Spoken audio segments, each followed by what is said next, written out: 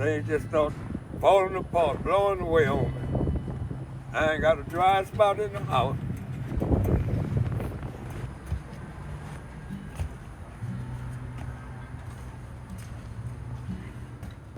I was born here.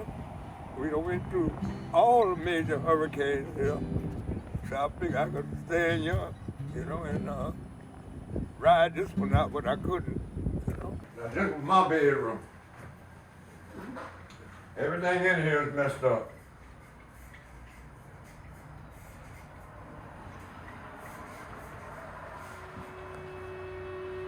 There's a whole lot of tools I had,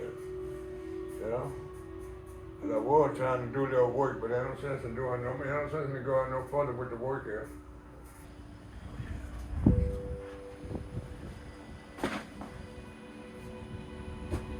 I need help. If anybody out there can help me, please do.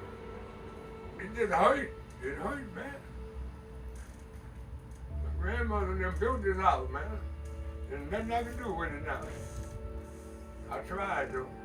That's all I can say. I tried.